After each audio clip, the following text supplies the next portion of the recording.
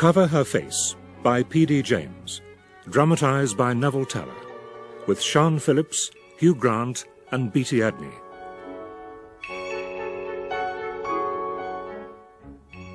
Exactly when and where did the killing begin? Oh, about the events themselves there was no mystery. It all came out in the trial, the newspapers. But at what moment did the actual murder start to happen? That was what bothered me for such a long time. I needed to work it out. So over and over again I traced back the events that led to the tragedy. And you know, at last I think I really did fix on the starting point. Thank you, Sally. We'll ring for you to clear. Yes, madam. So, that's Sally Jupp. Pretty young thing, isn't she? All that golden hair. A little too pretty for her own good, Doctor. Evidently. How do you like having a baby around the house again, Eleanor? The dinner party I threw at Martingale. That was the opening scene of tragedy. Martingale. Even in the 50s it was an anachronism for ordinary middle-class people to be living in an Elizabethan manor house handed down through the generations. Sally's baby doesn't bother you, does it, Mother? Not at all. It's Martha I'm worried about. She needs the help, of course, but she's very conservative. I don't really know what she thinks of having an unmarried mother around her kitchen. I suppose we Maxies were an anachronism, leftovers from the interwar years. How on earth did we survive unscathed into the 1950s? Not that financial problems weren't looming even then. Mother and daughter don't see eye to eye on everything, but once Deborah had come back home after her husband's death, we were as one in scheming and planning. Cutting back here, economising there, employing untrained girls like Sally Jupp to help Martha. Our one aim was to see Stephen through his medical training and preserve his inheritance. We were determined that when Simon, bedridden and nearly helpless in an upstairs bedroom, finally slipped away, Stephen would succeed his father to the house and grounds, just as Simon himself had inherited them from his father. Oh, I shouldn't worry about Martha too much. An extra pair of hands about the place will soon overcome any moral scruples on her part. I'm not at all sure that moral scruples ought to be so easily cast aside, Doctor. But can you afford to take too moral a position, Miss Liddell? After all, as head of St. Mary's Refuge, unmarried mothers are your bread and butter. Take Sally Jupp. Oh, a case in point, Dr. Maxie. A baby, and no father to fix an affiliation order on. At least the girl refuses to name him. Oh, yes, it's on practical experience that I base my views. And they are? In a word, I see no reason why a girl who's simply gone after a good time, quite regardless, should receive more consideration from society than a young married mother struggling to bring up a family decently and respectably. Now, a few shillings from society don't go very far these days. This is a Christian country, my dear brother. The wages of sin are supposed to be death, not 8 bob of the taxpayers' money. Yet, Mrs. Risco, that's the position we've reached in this country. And if those seem like revolutionary ideas, then that's even further proof of the decline in our moral standards. An ordinary dinner party. Rather dull, really. Yet memory, selective and perverse, now invests it with an aura of foreboding and unease. In retrospect, it's become a ritual gathering of victim and suspects. Not all the suspects, of course. Felix Hearne, for one, wasn't at Martingale that weekend. Make the most of me, Felix, while you can. I can't really see my freedom lasting. Martha will certainly have her out in time, and I don't really blame her. She doesn't like Sally Jupp, and neither do I. Now, I wonder why that is, Deborah, my love. Is the girl perhaps chasing after your precious brother? Don't be vulgar, Felix. But to be honest, Stephen does seem rather impressed. I think it's because she asks his advice about the baby whenever he's at home. I've tried to point out that he's supposed to be a surgeon, not a paediatrician, but it doesn't stop her. You'll see for yourself on Saturday. And who else will be there, apart from the intriguing Sally Jupp? Stephen, of course. And Catherine Bowers. You met her the last time you were at Martingale. So I did. Rather poached egg eyes, but an agreeable figure, and more intelligence than you or Stephen were willing to allow her. If she impressed you so much, then our annual fete is a golden opportunity to give Stephen a break. He was rather taken with her once, and now she sticks to him like a limpet. It bores him horribly. By rather taken, I suppose you mean that Stephen seduced her. Well, he must find his own way out of that. I certainly shan't intervene. But I won't miss your fate. I have a feeling the weekend will be rather interesting. A house full of people all disliking each other is bound to be explosive. Oh, it isn't as bad as that. Very nearly. To start off with, Stephen doesn't like me. He's never bothered to hide it. I think he thinks we're having an affair. I sometimes wonder why we aren't. Well, one good reason is you don't really want to. I certainly don't want to fall in love again. You're right about that. Edward's death. I never want to go through all that again. But an affair, Felix. Darling Deborah, let me explain. Interrogation at the hands of the Gestapo affected people in different ways. Those that survived, of course. Some emerged determined to devote the rest of their lives to humanity. Others were convinced that life owed them some sort of recompense, and they've spent the last 10 years grabbing at any pleasure that comes their way. With me, it's different. I'm afraid I've become rather suspicious of life. It takes me longer and longer these days to commit myself to anything. I understand, Felix. No, honestly, I do. And by the way, I don't think Stephen does dislike you. Oh, yes, he does. And you don't like Catherine Bowers, which means she dislikes you and will probably extend her feelings to me. Martha and you dislike Sally Jupp, and she, poor girl, probably loathes you all. I suppose that pathetic creature, Miss Liddell, will be there. A more unsuitable person to run a home for unmarried mothers it would be difficult to imagine. Your mother doesn't like her, that I do know, so all in all this weekend is going to be a perfect orgy of suppressed emotion. Deborah! Collie said you were up here. Sorry I was out. Have you been waiting long? About a quarter of an hour. But I only came here on the off chance. I was having lunch with Felix. I suddenly thought I'd call in at the hospital before starting home. Lovely to see you, big sister. I've spent most of the time looking out of the window. Then you saw her? Yes, Stephen. I did see you and Sally Jupp. You could hardly miss all that golden hair, even from the 4th floor. Deb, I want you to look at something. Here, these tablets. Have you seen them before? Aren't they some of Father's? Where did you get them? Sally found them and brought them up to me. She phoned from Liverpool Street to ask me to meet her. She found them in Father's bed. How do you mean? I don't understand. She found them between the mattress cover and the mattress, down the side. His drawer sheet was rucked and she was smoothing it when she noticed a little bulge in the corner of the mattress underneath the fitted cover. This is what she found. 10 of them, tied up in a handkerchief. Father must have been saving them for weeks, perhaps months. I can guess why. Does he know she found them? She doesn't think so. Of course, we don't really know if he's still capable of acting independently at all. They may have been there for some time and he may have lost the power to get at them and use them. We can't tell what goes on in his mind. Trouble is, none of us has bothered to try. Except Sally. But, Stephen, that isn't true. We sit with him, we nurse him, but he just lies there. He doesn't seem to notice people anymore. He isn't really Father. There's no contact between us. I have tried. I swear I have. But to deceive us all systematically and hide away 10 tablets one by one, it must have happened months ago. I can't believe he could manage it now, not without Martha knowing. She does most of the heavier nursing after all. Well, he obviously managed to deceive Martha. But I blame myself. I'm supposed to be a doctor. I ought to have thought.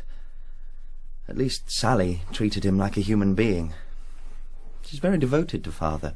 She seems to be extending her devotion to you. What on earth do you mean? Why come all the way to London?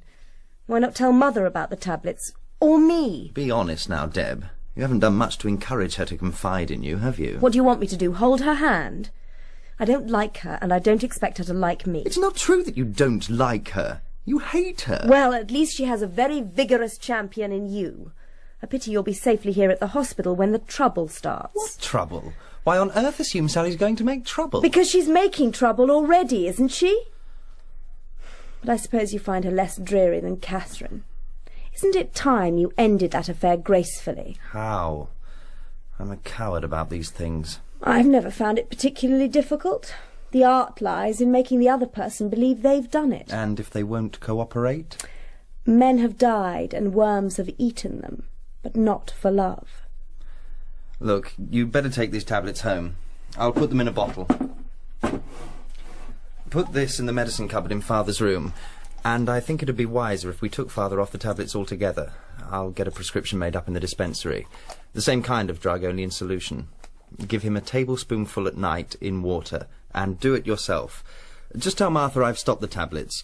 I'll explain it all to Dr. Epps when I see him on Saturday. Well, close the door behind you. You're late. I think that child is starving, poor mate. Where have you been? Well, you won't have to wait much longer, will you, my pet? Oh, Martha, isn't there any milk boys? There is not. I'm not here to wait on you, Sally Jupp. Please remember that. If you want milk, you must boil it yourself. You know well enough what time that child ought to be fed. Doesn't matter. It won't take long. Sally, there's something I want to ask you. Oh, yes. I'll ask away. Did you take anything from the master's bed when you made it this morning? Anything belonging to him? I want the truth now. Well, it's quite obvious you know I did. Do you mean to tell me you knew he had those tablets hidden away and you said nothing? Of course I knew. I've nursed him for 5 solid years. Who'd know what he does and what he thinks of if not me? Oh, I suppose you thought he'd take them. Of course he wouldn't have taken them. But if you had to lie there year after year, perhaps you'd like to know that you had something that could end all that pain. Something that nobody else knew about. Until his silly little bitch, no better than she should be, come ferreting them out. Oh, very clever, weren't you? But you can give them back to me. And if you mention a word of this to anyone, I'll have you out, you and that brat. I'll find a way, never fear. I'm afraid you're unlucky. I haven't got the tablets. I took them to Stephen this afternoon. You what? Yes, Stephen. And now I've heard all that silly twaddle, I'm glad I did. Just imagine Stephen's face if I were to tell him that you knew all along. You wouldn't. Why not? Dear, faithful old Martha. So devoted to the family. You don't care a damn for any of them, you old hypocrite, except for your precious master. What? Pity you can't see yourself. Washing him, stroking his face, cooing to him as if he were a baby. It's indecent. Lucky for him he's half gaga. Being mauled about by you'd make any normal man sick. All right, my pet. Who's ready for his supper? You're a wicked, evil girl. And you deserve to be dead.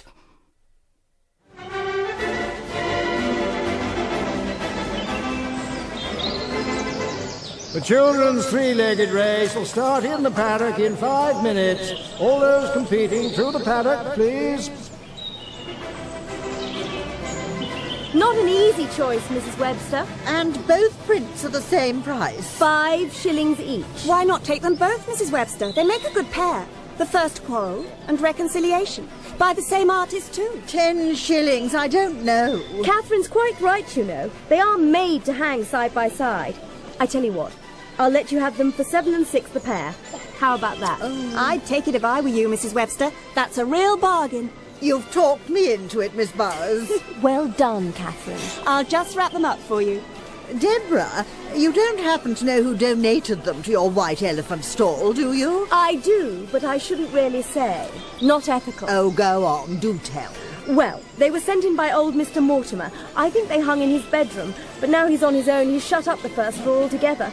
The house is too much for him. Poor man. Here you are, Mrs. Webster. Thank you very much. I'll just take these to the car. Good luck with the stall. This is quite fun, Deborah.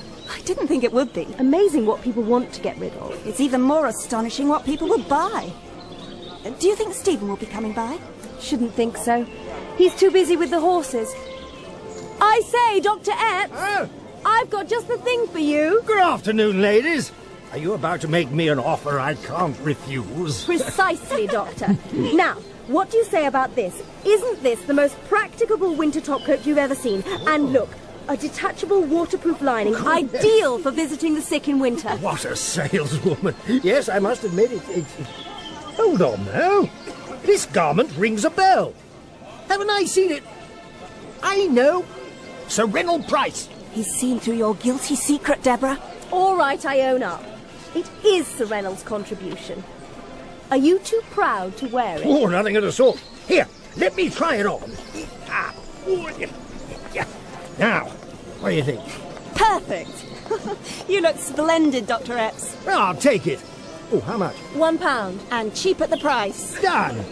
Now, I think I'll escape you two sirens before I get even more entrapped in your clutches. What a pair! Deborah, why don't we go and grab some tea? The tent seems to be filling up rather rapidly. Good idea. I'm dying for a cup. I think I'll go through the house and get a wash. My hands are filthy. Hey, you! What are you doing in here? Me? Do you mean me? Yes. This is a private house. Sorry, I was looking for the toilet. The lavatory's in the garden. It's very well signposted. Oh, yes, of course. I'm sorry. The tea tent was crowded and the noise deafening. A confused clatter of crockery, the babble of voices, and behind it all, the music from the loudspeakers. The concentration of noise was so great that when a dozen conversations faltered and died, it seemed to me as if total silence had fallen. I looked up to see what had happened. Sally Jupp had come into the tent. Sally, in a white dress with a low boat-shaped neckline and a skirt of swirling pleats, a dress identical with the one Deborah was wearing. Sally, with a green cummerbund which was a replica of the one round Deborah's waist. The silence seemed profound. Then, from the far end of the tent, where some of Miss Liddell's girls had formed a small group, there was a quickly suppressed giggling. Only Deborah seemed unconcerned. Without a second glance at Sally, she collected some tea and joined Catherine at a table. How dare she? It's a deliberate insult.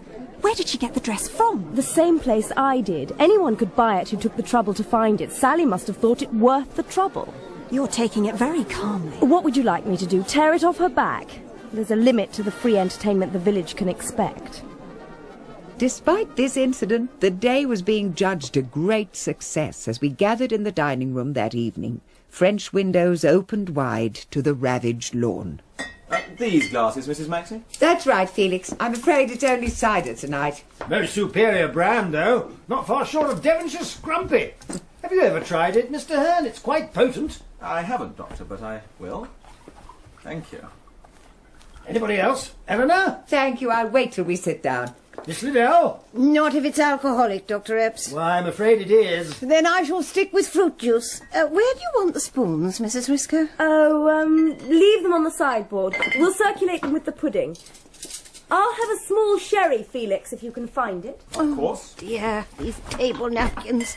Why can I never get them to stand up straight? Good evening, everybody. Oh, Catherine. Hello, Mrs. Maxie. Hello, Catherine. Isn't Stephen with you? No, he's not. I haven't seen him since he was with the horses. I've been in my room. Oh, he probably walked home with Bocock to help with the stabling, or perhaps he's changing. I don't think we'll wait. Shall we sit down? Who's waiting at table? Where's Sally? Not in, apparently. Martha tells me that Jimmy's in his cot, so she must have come in and gone out again. But Mrs. Maxie, there she is, coming across the lawn. And Stephen's with her. Hello, Dr. Maxie. We were wondering where you were. Good evening, Miss Liddell. Come inside, Stephen. I'm glad you're back. Sally, you'd better change into your uniform and help Martha. Do you really think so, madam? Sally, what do you mean? Well, madam, I wonder if a maid's uniform would be entirely appropriate for the girl your son has just asked to marry him. Simon was no better and no worse that night. Yet I stayed on the daybed in his dressing room as if there were a crisis, and heard the hours strike one by one through the long vigil of the night. Sleep was impossible as I lived through the scene in the drawing-room again and again, so many times that there seemed no second of it I couldn't recall with vivid clarity. Sally Jupp, remember your place. To marry him? Is this true, Stephen? Of course. Stephen? My place? Perhaps you can tell me just what my place is now. It's your place to be polite and grateful, my girl. You've just been intolerably rude to Mrs. Maxie. Have you forgotten that she took you in, you and your baby? She's given you a home and your keep. Is this how you repay her? Miss Liddell... No, Mrs. Maxie, this needs saying. Just look at you in that dress. You deliberately chose to embarrass Mrs. Risco this afternoon. Please, Miss Liddell, let it pass. Why should I? Why should any of us? That's the trouble with all of us these days. We turn a blind eye to things most of us find intolerable if truth were told. And look at the result. A generation without morals, without standards, without gratitude. Gratitude? You think I ought to be grateful to you? You certainly should. St. Mary's Refuge looked after you when you had nowhere else to turn.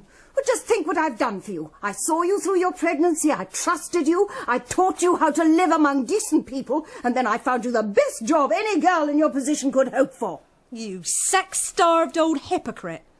Don't you talk about what you've done for me. You're not doing it for me or any of us. You're doing it for yourself. You get some sort of perverted pleasure in queening it over us all. Don't think I don't know. And that's not all. There's much more I could tell the village about you if I wanted to. You be thankful I know how to keep my mouth shut. Lying in Simon's dressing room during the long watches of the night, I found myself remembering with uncomfortable vividness Catherine Bower's face, flushed with grief or resentment.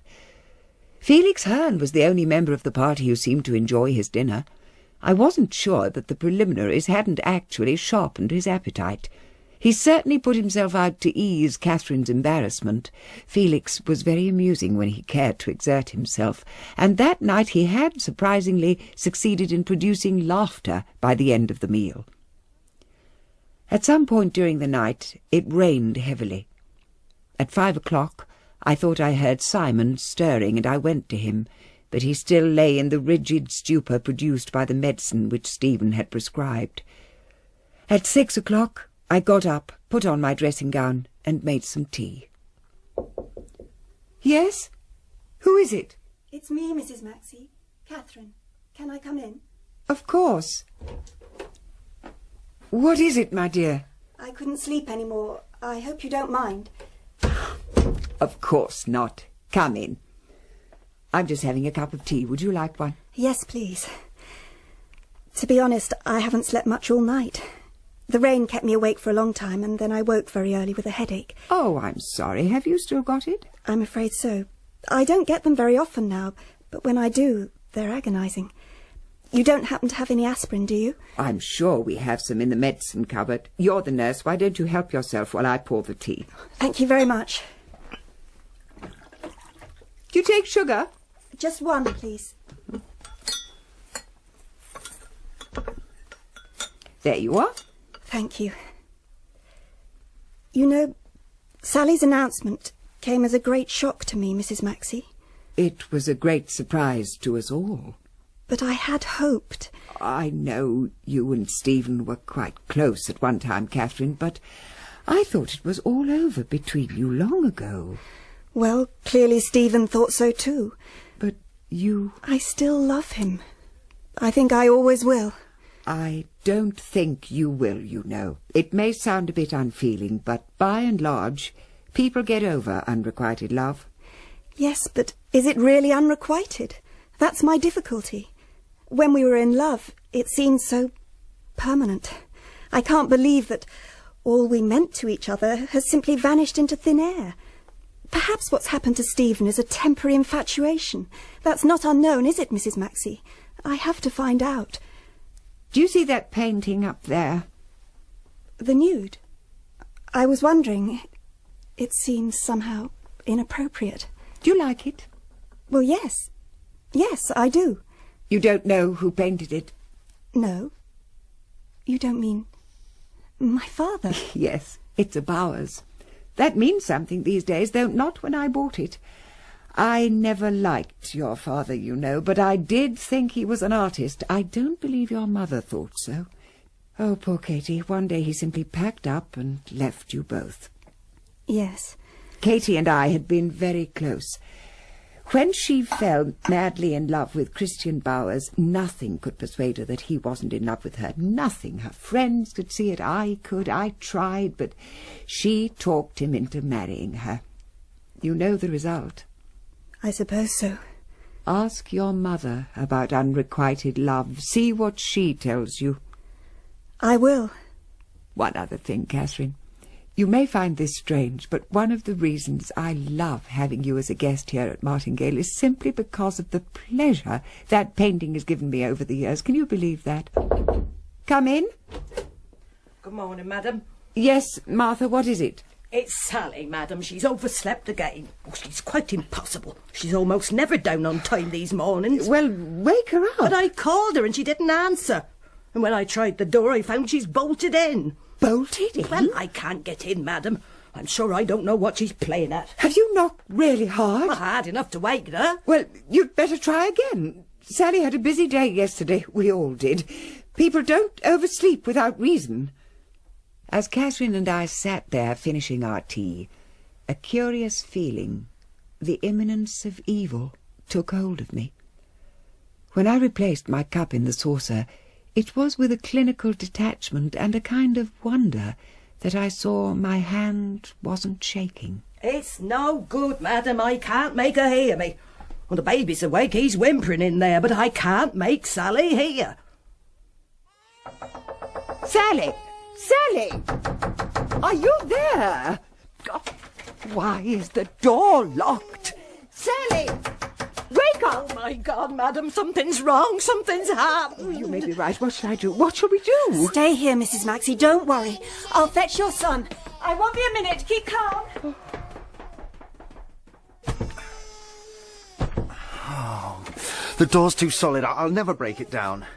We'll have to get through the window. The ladder in the outhouse will do. I'll get Felix Hearne to help. You all wait here. We'll be as quick as we can. Oh, madam, something terrible's happened, I'm sure of it. Who locked the door? It's locked on the inside. Didn't she usually lock her door? Of course not. Who ever heard of a maid locking herself in? I could always get in to shake her awake. Hello, Mother. Stephen told me what's up. He and Felix are getting the ladder. Oh, where on earth have they got to? It's bound to take a little time, but they won't be long. I'm sure she's all right. She's probably still asleep. Well, she can't have slept through all this. We've made enough noise to waken the dead. To say nothing of little Jimmy in there. I wonder if she's inside the room at all. What do you mean? I expect she won't be there. She's gone. And what about the locked door? Knowing Sally, my guess is that she wanted to do it the spectacular way and got out through the window. She seems to have a penchant for making scenes, even when she can't be present to enjoy them. Oh, Deborah! No, really! Here we are, shivering with apprehension, while Stephen and Felix lug ladders about, and the whole of the household is totally disorganised. I can see her planning the whole thing, just as she planned that spectacular entrance to the tea tent yesterday. To say nothing of her outburst last night. She's compulsively theatrical and thoroughly disruptive. She wouldn't leave her baby. No mother would. This one apparently has.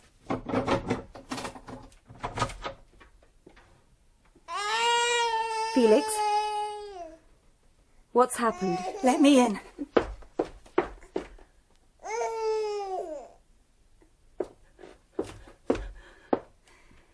Dear heaven, it can't be. She's dead. Oh, my God! Oh, my God! I felt, rather than heard, the thud of Martha's retreating footsteps. No one followed her. Deborah and I pushed past Felix's restraining arm and moved silently as if under some united compulsion to where Sally lay. The window was open, and the pillow on the bed was blotched with rain. Over the pillow, Sally's hair was spread like a web of gold. Her eyes were closed, but she wasn't asleep. From the clenched corner of her mouth, a thin trickle of blood had dried like a black slash. On each side of her neck was a bruise, an indelible sign of where the life had been choked out of her. In episode 1 of Cover Her Face by P.D. James, dramatised by Neville Teller, Sian Phillips played Mrs. Maxie, Hugh Grant, Felix, Beatie Edney, Deborah, David Thorpe, Stephen, Oona Beeson, Catherine, Kate Binchy, Miss Liddell, Philip Anthony, Dr. Epps, Jill Graham, Martha, Melanie Hudson, Sally, and Linda Poland, Mrs. Webster. The director is Matthew Walters.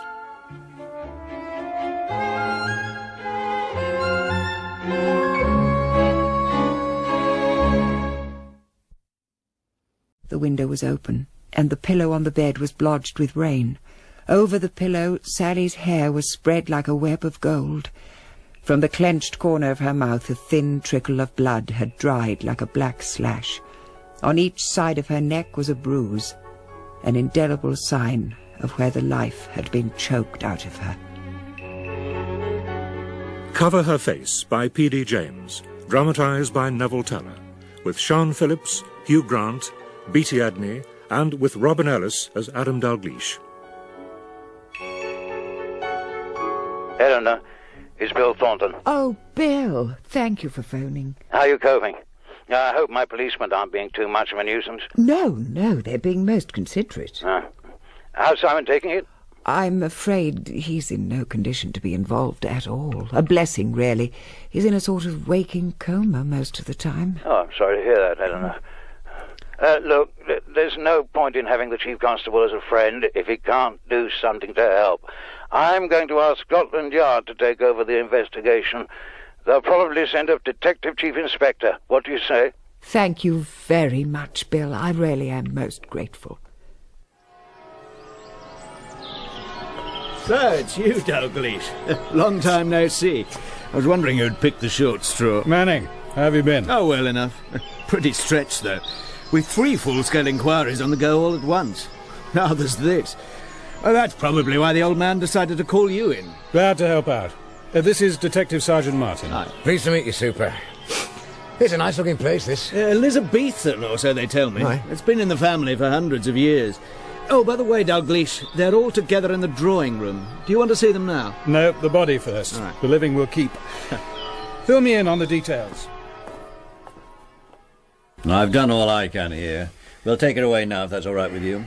Oh, yes, Doctor, certainly. Simple enough, medically speaking. Manual strangulation by right-handed persons standing in front of her. Sexual interference? No, doesn't mean sex wasn't the motive, though. Nothing like finding a dead body on your hands to remove the urge. Quite so. Tell you more after the post-mortem. Well, I'll go and get the stretcher party. Nasty business for a Sunday morning. That door was bolted on the inside, you know. Was it? The classic locked door murder, sir. Not this time, Sergeant. Entrance 2 probably was by the window. I mean, look, you can see the marks on the stack pipe on the wall. And it looks as if he fell the last 5 feet or so. Not a difficult climb for anyone reasonably fit. And Sally Jupp. She was last seen alive? At 10:30 last night, carrying a late-night drink up to bed. This cup. She didn't finish it. Could it have been... Oh, funny you should ask. In fact, some dope has gone missing. The older Mr. Maxie's an invalid. A bottle of sleeping pills has wandered from his medicine cupboard. Of course, we'll analyse what's left in this cup. And anyway, the post-mortem will show if she drank any and if it was drugged. How about the attack? Any obvious motive? Oh, could be. There's no details, but I've heard gossip. Ah, gossip. Yeah, Miss Liddell showed up earlier on to take the baby away. She was here at dinner last night. It was quite a meal by her account. Apparently, the son and heir, Stephen Maxie, had just proposed to this Sally Jupp, and she'd blurted it out to everyone. You can imagine the reaction. The maid and an unmarried mother with a 6-month baby to boot.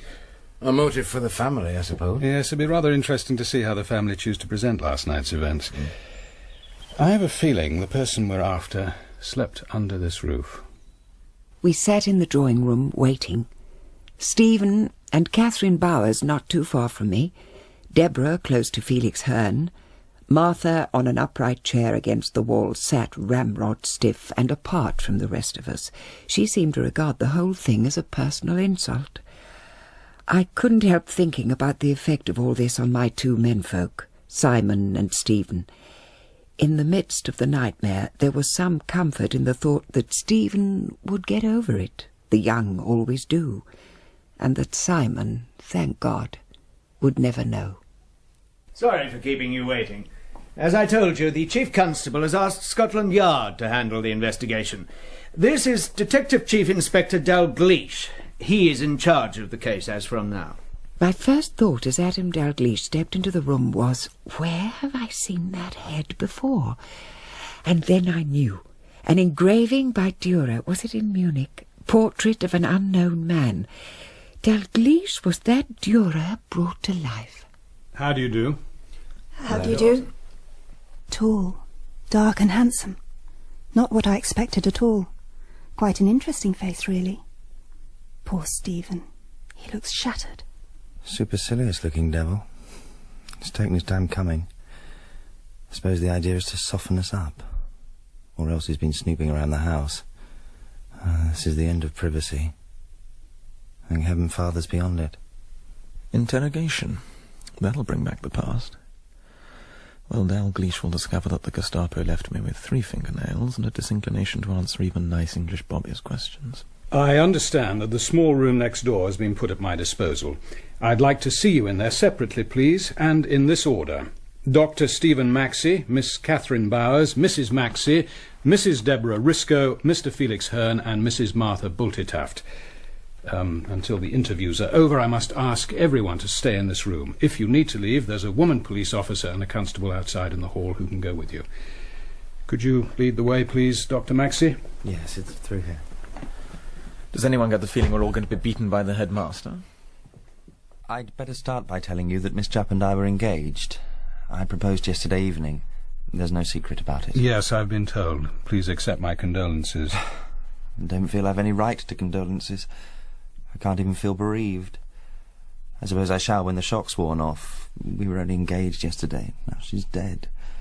Still hasn't sunk in. And what were your relations with Miss Jupp before yesterday evening, Dr. Maxie? If you're asking whether we were lovers, the answer is no. I was sorry for her, I admired her, and I was attracted by her. I've no idea what she thought of me. She accepted your offer of marriage. Not in so many words, but she told my mother and everyone that I'd proposed, so I assumed she meant to. After you'd finished dinner on Saturday night, what happened? We had coffee in the drawing-room. At about 9, my mother suggested they start counting the takings from the fete. I decided to go out. I asked my mother to leave the south door open for me, and I went to see Sam Bocock. He used to be my grandfather's groom. He lives alone in the cottage at the far end of the home meadow. I often go there. We talk and listen to music. I stayed quite late last night. How late? Can't remember. He may be able to help. Just after 11, I think. I walked back, came into the house through the south door, bolted it and went to bed. That's all. You came straight back here? Yes. That means you'd have been back in the house when? It's only 5 minutes' walk, but I didn't hurry. I suppose I was in bed by 11:30. And in the morning, when you were woken up, what did you do? Went with Felix Hearne to get the ladder. We carried it between us, though it's quite light. Hearne went up first, I followed. The window was open, but the curtains were drawn. There's a wide window ledge. Apparently Sally kept a collection of small glass animals there. I noticed they'd been scattered, and most were broken. Hearne went over to the door and pulled back the lock. I stood looking at Sally. I saw at once she was dead. Take a look at this, Dr. Maxie. What is it? 3 splinters of glass. They were found in the outhouse opposite Miss Jupp's room, where the ladder's kept. Do you know what they are? Could be part of a broken watch glass, I suppose. Or part of one of the smashed glass animals from Miss Jupp's room? Perhaps. I see you've a small piece of plaster across your right knuckle. What's wrong? Just a graze last night. I must have brushed it against the bark of a tree. Don't remember doing it. I thought I put a bit of plaster on before I went to bed. Show me. There you are.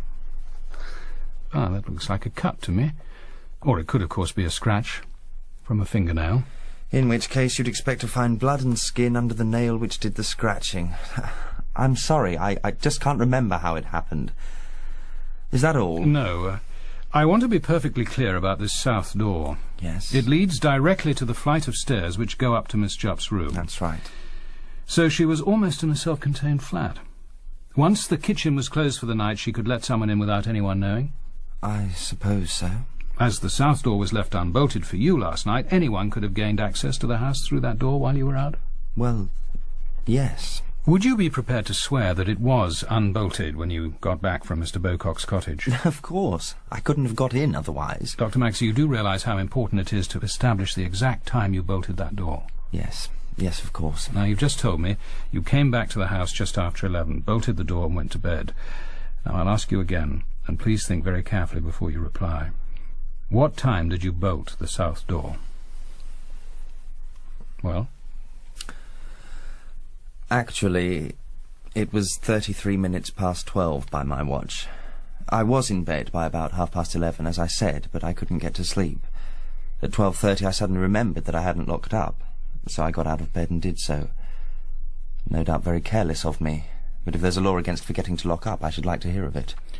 12:33? Yes. I can quite see how it happened. No one is kinder than Stephen Maxie.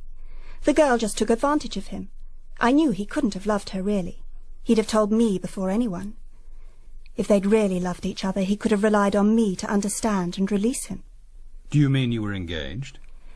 Not exactly an engagement, Inspector. No ring or anything like that.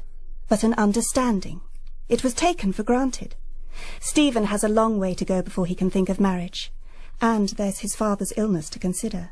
Tell me about the early hours of this morning, Miss Bowers. I understand you were with Mrs. Maxie. That's right. I couldn't sleep, and I had a headache. I went to the dressing room where Mrs. Maxie was spending the night and asked for some aspirin. Did she give you some? She told me to find it for myself in Mr. Maxie's medicine cupboard. It was while I was looking for it that I saw the bottle of sleeping tablets. Sommeil is the brand name. It was written on the label. You're quite sure it was Sommeil? I'm a state-registered nurse, Inspector. I know a bottle of Sommeil when I see it. So it was in the cupboard at 7 o'clock this morning.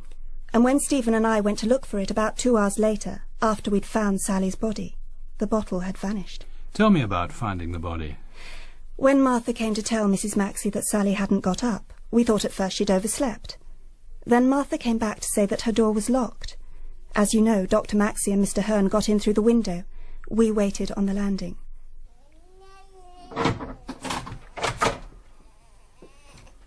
Felix, what's happened? Let me in.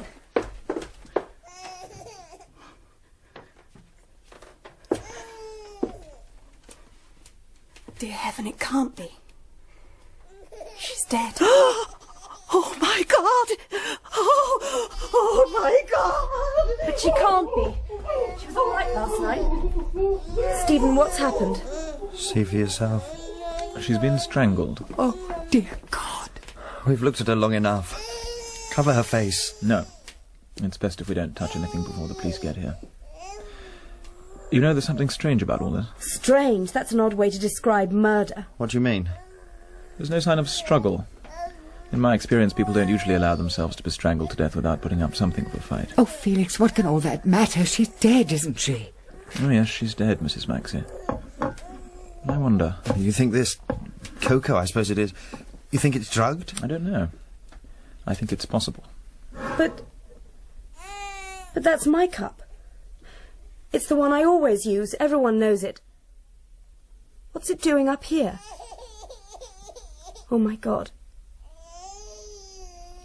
I think I'm going to be sick. All right, leave it to me. Move on to when you, Mrs. Maxie, and her son found that the sleeping tablets were missing. Well, I'd picked Jimmy up from his cot. He stopped crying, and I followed the other two into Mr. Maxie's dressing room. Stephen went straight to the medicine cabinet. He said, "It's gone." I asked what he meant, and he told me about the 10 tablets that Sally had found in Mr. Maxie's bed, and that Mrs. Risco had put back into the cupboard. That was the first I'd heard of it. I was able to tell him that the bottle had been there when I went to the cabinet for aspirin earlier on. I see. And then? There isn't much more to tell. As I took Jimmy away to change his nappy, Stephen was just starting to phone the police. No one seemed much concerned with the baby, so I took matters into my own hands and phoned Miss Liddell. She agreed to take him till things were sorted out. She came round by taxi, and by then the police had arrived. The rest you know. That's very clear and very useful. Thank you. Now, just a few more questions. Oh. Yes? Yes, the earlier part of the night. Tell me what happened from about 10 o'clock onwards.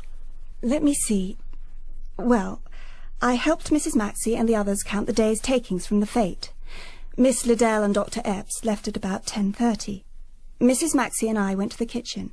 Martha had gone to bed, but she'd left a saucepan of milk on the stove and a tray of cups on the kitchen table. Did you notice that Mrs. Risco's was missing? As a matter of fact, I did. It's Wedgwood. Very distinctive. She'd gone out to the garden with Felix Hearne a little earlier, and I thought she must have come in without anyone noticing. It never occurred to me that Sally might have taken her cup, though, of course, it's just the sort of thing she would do. She hated Deborah, Mrs. Risco. You've heard about the affair of the copied dress. Deborah pretended to take it calmly, but I could see that really she could have killed Sally. Oh, I didn't mean... Quite so. And then? Well, we made our drinks and took them up to the dressing room, which was where Mrs. Maxie said she'd sleep that night. I helped her make up Mr. Maxie's bed and get him comfortable. Then I went to bed. And what time was this? 11:15. You may find this part rather strange. Something happened? That scene before dinner, it had been a great shock. I just couldn't believe that Stephen and that girl were engaged. Dinner itself was a nightmare, everyone behaving as if nothing had happened. Of course, the Maxies never do show their feelings. But no one said anything to me, though in a way I was the one most affected. So what did you do? Well, I couldn't sleep, and I couldn't bear to lie there all night without knowing the truth. The natural thing seemed to ask Sally. I put on my bedside lamp and looked at my watch. And the time was?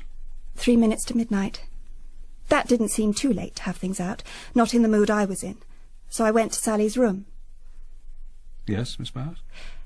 Her door was locked, but I could see the light through the keyhole.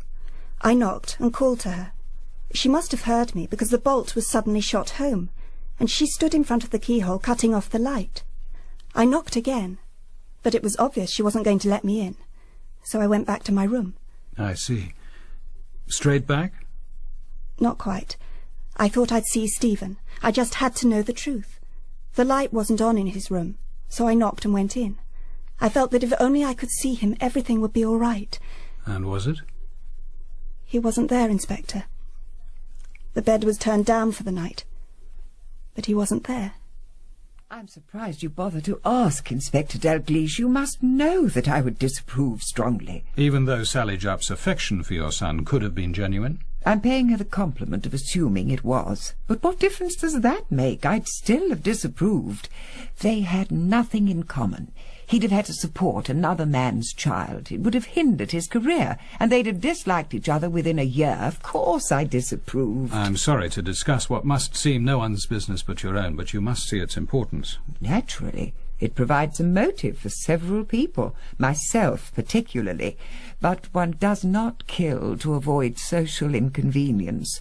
I admit I intended to do all I could to stop them marrying.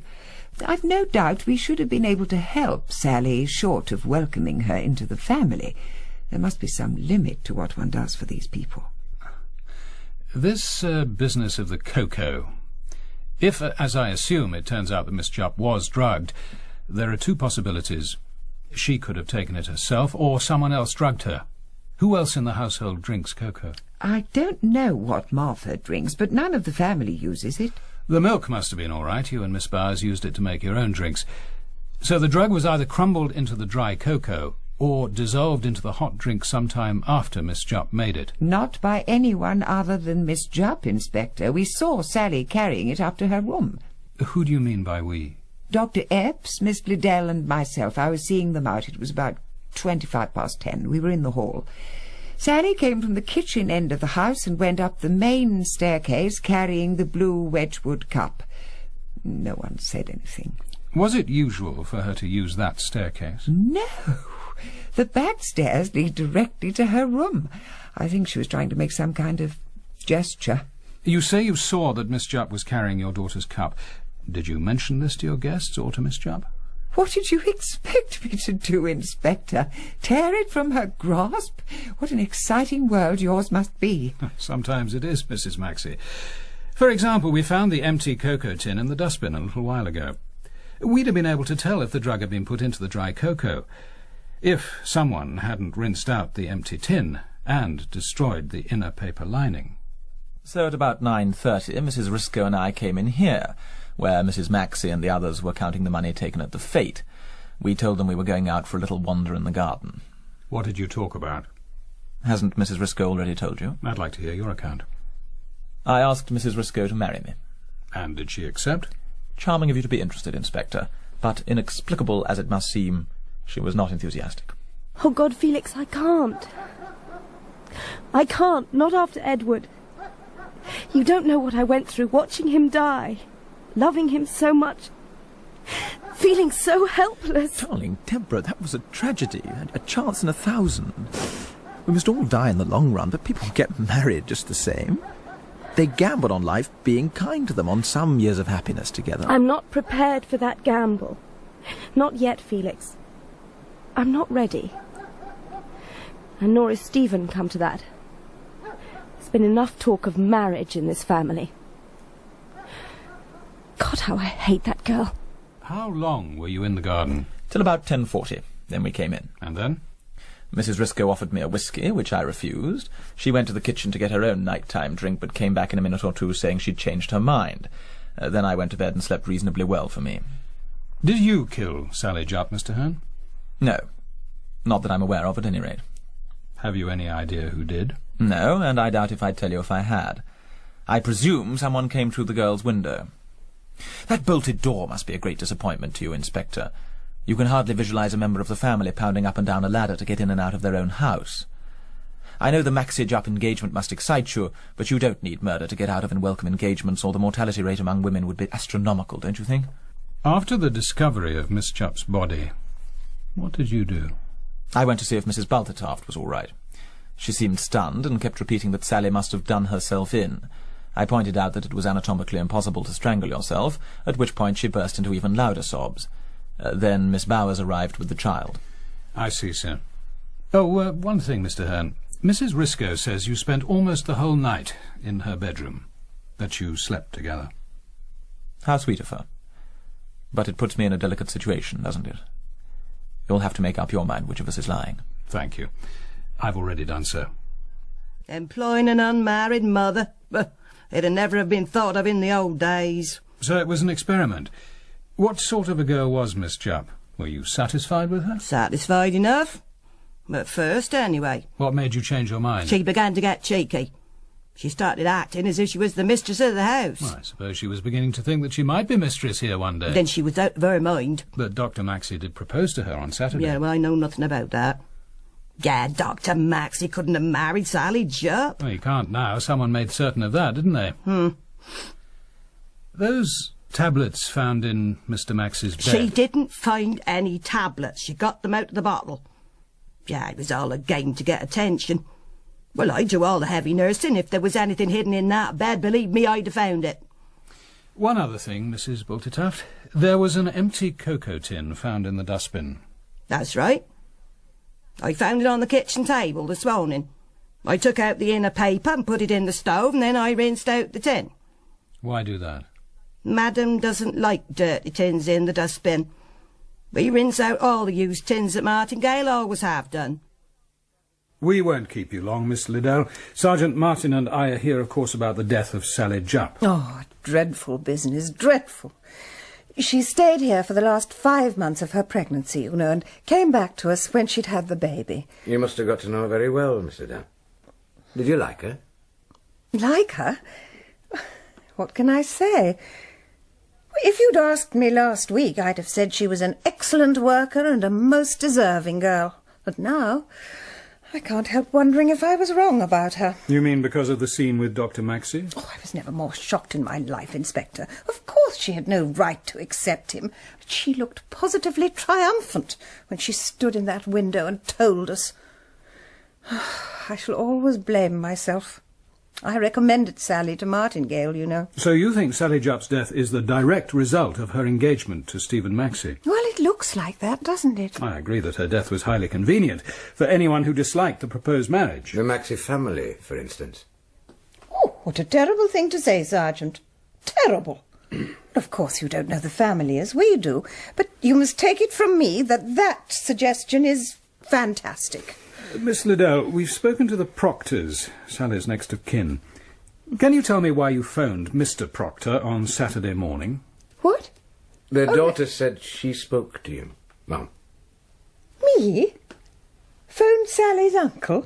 No, there's some mistake. I haven't been in touch with the Proctors since Sally first went to Martingale. What on earth would I phone Mr. Proctor about? That's what I've been wondering.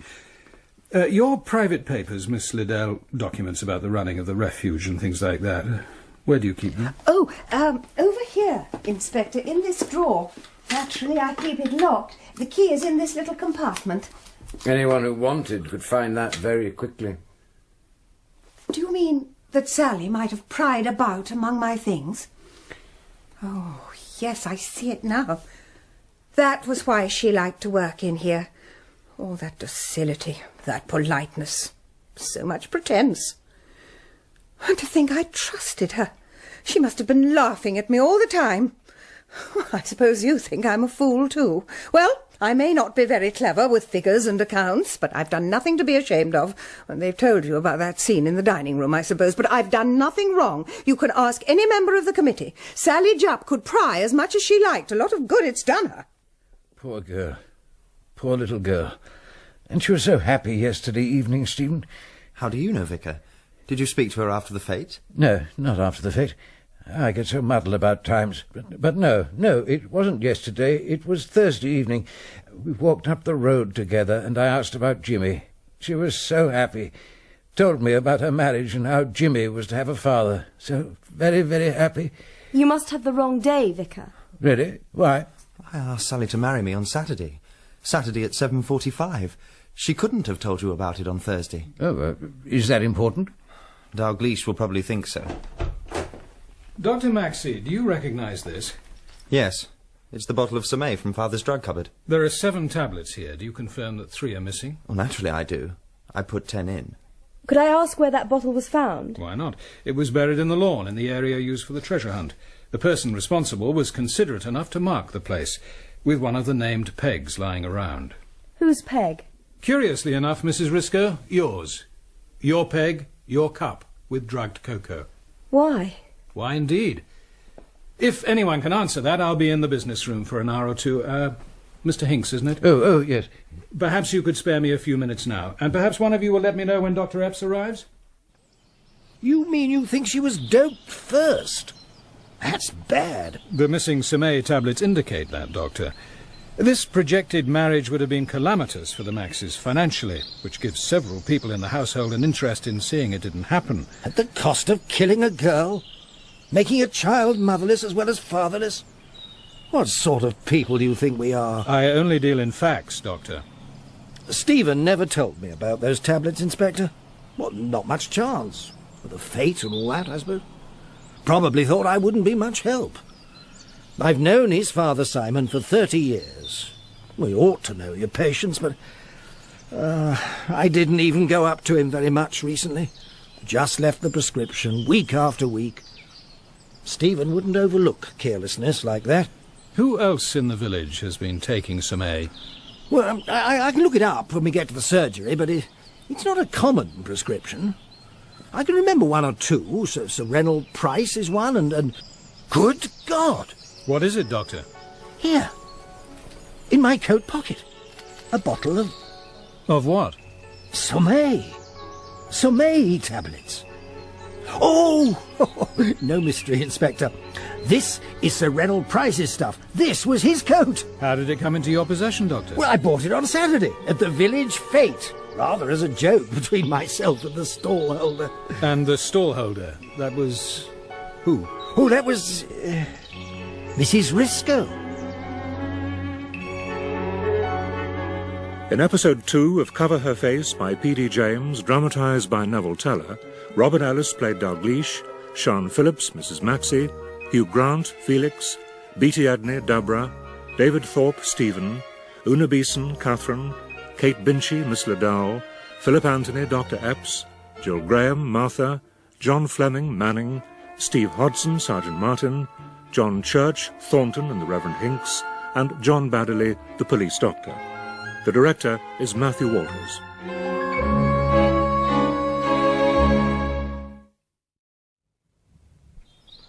Good God!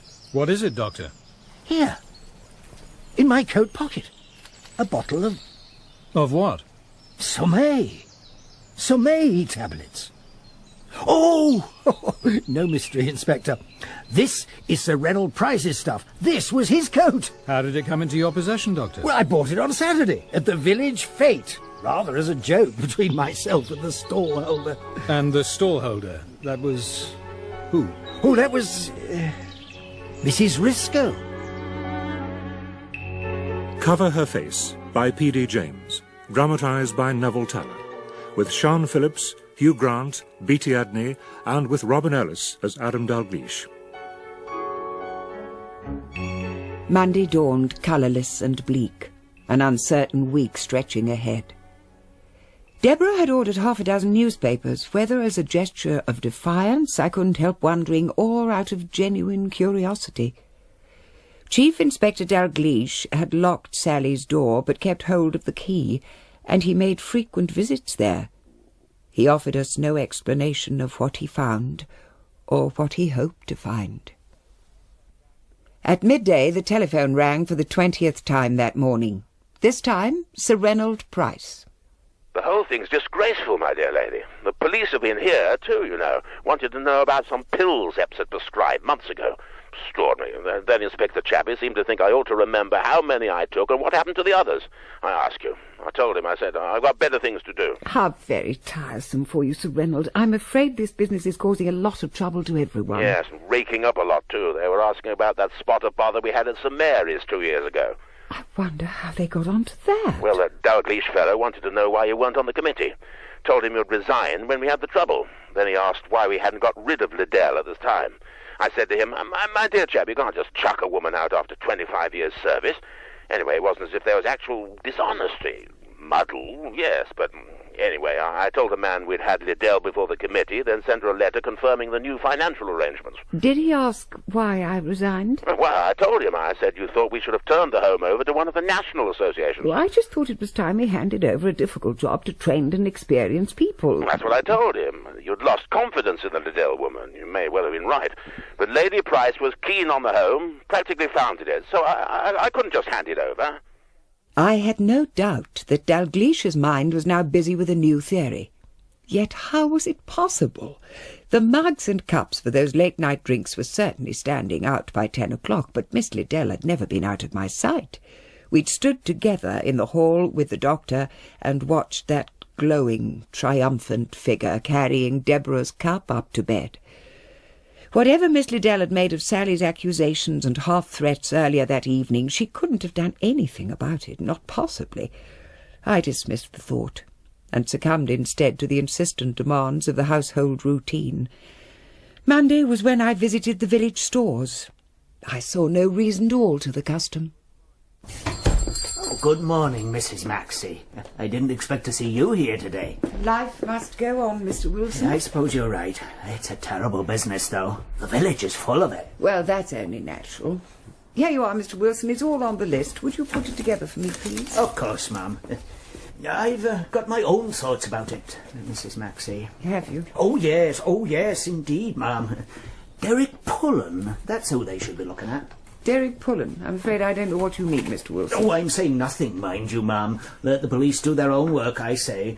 But if they bother you up at Martingale, just ask them where Derek Pullen was going last Saturday night. You ask them that. He passed here at 12 or thereabouts. I saw him myself from the bedroom window. Timid, spotty boy. But why should that have anything to do with Sally Jupp's death? Oh, I'm saying nothing, Mrs. Maxie. Derek Pullen. I know who you mean. His mother comes to the Women's Institute, and doesn't his father work for Sir Reynold on one of his farms? That's the lad. Mr. Wilson, accusations like that could harm many innocent people. If you have information, I think you should give it to Inspector Dalgliesh. It was the vicar sent me up here. I told him what had happened, and he said for me to tell you. Quite right, Johnny. Well, then? You a real Scotland Yard detective? Well, don't I look like one? Not much. Oh, sorry to disappoint you. The ones in the films are much more exciting. Well, excitement gets rather spread out in real life. Still, something rather exciting happened to you at the fete, didn't it? Nah, it were boring most of the time. Tell me. Well, our Sunday school class was supposed to be helping with the teas and the washing up, you know. I was among the first there, and we did quite a bit. Then the others started rolling up, and we thought it was their turn. So I took some sandwiches and cake and went off to Bocock's stable. What, to see the horses? Nah, to go up to the loft and read my comic. And then? After a bit, I heard voices down below. There were 2 of them. What did you do? I hid, of course. I got behind a bale of straw in case they decided to come up. And did they? Yeah. Just as well you hid then. Yeah. And what happened then? Oh, not much. I only had one bun left by then, so I just sat and nibbled it. I tried to make it last till they went away. And these visitors of yours, did you see them? One of them was Sally Jupp. I saw her hair as she came up through the trap door. Are you quite sure, Johnny? I'm certain. I knows her. I knew her quite well. And the other person? He were a man, but I never saw his face. And what were they saying? They were arguing. I don't rightly know what about. I couldn't hear all that good because of the hay. I did hear someone say £40. £40. Anything else? Well, I remember Sally saying, "Keep your head," 'cause it sounded a bit funny. Keep your head. Keep your head, she says, and watch for the light. And then? Then they left. Sally opened the trap door and went down first, and the man went after her. When I looked out, the trapdoor was just coming down. It must have been the man doing it, 'cause Sally had already gone down the ladder. But all I saw was a hand in a brown glove. A hand in a brown glove? Now that really is exciting, Johnny. Forasmuch as it hath pleased Almighty God of his great mercy to take unto himself the soul of our dear sister here departed, we therefore commit her body to the ground, earth to earth, ashes to ashes, dust Isn't that to Sally's dust, aunt? in sure and certain hope of the resurrection Talking to Miss eternal Liddell. life. Surely through that's our the woman Lord who identified Jesus Christ, Sally at the inquest. who shall arrange I think you're right. our vile Felix, body, let's that it drive may her be like home. unto his The buses are glorious dreadful body, at this time of day. according to the mighty It might be worth working having a word with whereby her. he is able I'll to bring the subdue car round. all things to himself.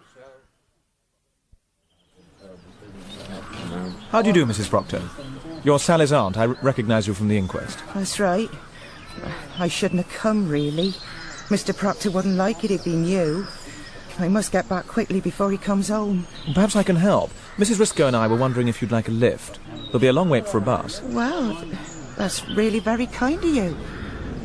If you're sure it's no bother. It'll be a pleasure. Look, here she is. Hello, Mrs. Proctor. Do get in the front next to me. There you are. This is very good of you. Hope I'm not taking you out of your way. Not at all. You live just outside Canningbury, don't you? We go through there on our way to London. This must be an awful time for you, Mrs. Proctor. I won't be able to tell Mr. Proctor I've been to the funeral. She's made her own bed, let her lie on it, that's what he says. You can't blame him. We treated her and Beryl just the same, as if they were sisters. There was never any difference between them, never. I'm sure there wasn't, Mrs. Proctor. Never. We brought her up decently. Wasn't always easy, but she wasn't an easy child. Well, I used to think it was the bombing, but Mr. Proctor, he wouldn't have that, even though it was a V1 that did for her mum and dad. Other kids came through the war all right, used to say. So that's how you came to bring her up? Well, there wasn't anyone else, really. Poor little mite. Until she was 10, she was the only child. Then Beryl came along. But we never made any difference between them. Now this. The police asked who the man was, but of course we couldn't say. The man who killed her? No, the father of the baby. Though I suppose they thought he might have done it, but we couldn't tell him anything. I don't mind telling you. Why should I? I did go out for a walk last Saturday night. I often do. I've got accountancy exams coming up. I like to take a bit of fresh air before I go to bed. Now think, Derek, did your walk take you past Martingale? What if it did? I'd like you to take a look at this envelope. It's addressed to you, Mr. Derek Pullen. Yeah, it's mine. It's from a pen friend in Venezuela. You can see from the stamp. There's nothing wrong with that, is there? Where did you find it? In Sally's room. It's not the stamp that interests me, Derek. It's the writing on the back. Turn it over. Those 3 dates. Is that your writing? Yeah. What do they mean? Well, about a month ago she asked when I could meet her. I jotted down some dates for her. She used to lock her door and come down the drainpipe, didn't she? We found her palm marks on the pipe. All we did was sit in the old stable block and talk. Just talk? Well, we walked in the garden once or twice. We didn't make love, if that's what you was thinking. I suppose all policemen have dirty minds, but she wasn't like that. What was she like? Well, I think she was lonely. She missed the other girls at St. Mary's. She was a wonderful mimic. I could almost hear Miss Liddell talking. That day she went up to London, you looked after the baby, didn't you? Yeah, that's right. I took a day's leave from the office. It was all above board. But she could have left him at Martingale. Mrs. Bultituff would have looked after him. Why all the secrecy? Well, Sally liked it that way. She liked things to be secret. I think that was half the thrill in sneaking out at night. Those glasses, Derek, they aren't your normal ones, are they? What happened to the ones you usually wear? I lost them. That is, I broke them. I'm having them mended. Did you break them at the time you got that bruise over your eye? Yeah, I knocked into a tree. Did you just? The trees round here seem particularly hazardous. Dr. Maxie grazed his knuckle on one, I'm told. Could it have been the same tree, I wonder? I suppose the police asked a lot of questions about where you were on Saturday night, Mrs. Proctor. Oh, I told them. I was at home with Beryl. I remembered all about Saturday, all right. It was a funny day, really. It started so oddly. Well, Miss Liddell phoned us in the morning to talk to Mr. Proctor. Beryl answered, but Miss Liddell hadn't been in touch with us for months, not since Sally took her new job. I expect the police asked Mr. Proctor where he was on Saturday night. We weren't likely to forget. That was the night he had his accident.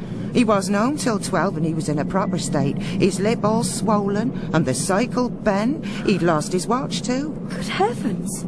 How did it happen? He came off at the bottom of a hill, somewhere Finchworthy way. He was coming down fast and someone had left broken glass in the road. Of course, it ripped up the front tyre. Landed in a ditch, he did. Might have been killed. Must have been terribly worrying to see him in that state. Oh, it was. I'd been worried anyway, he was so late. 11:30, I'd gone to bed. I must have slept a little, but I got up when I heard him. It was midnight already. His face looked awful, streaked with blood. Oh, dear. And he was shaking all over. Poor chap. Well, I made him a cup of tea while he had a bath. It must have been 12:30 before we were in bed. He's still shaken up by it even now. I bet he is. And then to have the police arriving next day to tell us about Sally. No, we shan't forget that night, Nari, I can tell you. Only one thing, Martin. I can think of half a dozen oddities in this case. Soda? Oh, no, not for me, sir. Quite right, too. The only way to savour a malt, or any other whisky if come to that, is to take it neat. Thank you. Well, what do you think? Oh, it's very good indeed, sir. It's most unusual. The case, Martin. Oh. Tell me, what is it that struck you as particularly odd? Well, it's why Dr. Maxie went to all the trouble of fetching Mr. Hearne to help him with a ladder. It isn't very heavy. The quickest way to the stable block would have been down the back stairs. Instead of that, Maxie goes off to find Hearne. It's almost as if he wanted a witness to the discovery of the body. It's certainly a possibility. Oh, Sam Bocock did confirm Dr. Maxie's story to some extent. No, Sam Bocock would confirm anything the Maxes said. You heard him. They're good people up at the house. He'd maintain that at the judgment seat. I thought him honest, sir. Of course you did, Martin. You're a countryman. I'd have liked him better if he hadn't looked at me with that half-pitying expression you sometimes see on old country folk. No doubt with your background you can explain it. I wouldn't try, sir. Just as well. I don't think I'd like the explanation. No, we're not likely to get anything very helpful from Bocock. Well, we got something, sir. Remember he told us he'd seen young Johnny Wilcox slipping out the tea tent at about 4:10. And that means the meeting in the stable loft took place before 4:30. Yes, and that fits in with Sally Jupp's subsequent movements, including her appearance in the tea tent and a duplicate of Mrs. Risco's dress. Yes. She must have changed after that meeting in the loft. No one saw her in it before. And there's another funny thing, sir. Why wait till then? She must have had the dress some time. Yes, perhaps something said during the meeting led her to do it. Or perhaps it was tied up with this curious business of her marriage. You mean the vicar's story? Can we believe him, sir? Why not? According to him, Sally Jupp knew on Thursday that she was going to be married. Yet young Maxie only proposed on Saturday night. Yes, that is odd, sir. Talking of Dr. Maxie's love life, Martin, I haven't shown you this yet. It arrived yesterday morning. Posted from Bexhill-on-Sea. Dear Sir, I think it my duty to inform you that a Mr. Maxie stayed at this hotel last May the 24th with a lady he signed for as his wife. I have seen a photograph in the Evening Clarion of the Dr. Maxie who is mixed up in the Chadfleet murder and who the papers say is a bachelor, and it is the same man. I would be grateful if my name and the name of my hotel, which has always catered for a very good class of person, could be kept out of this.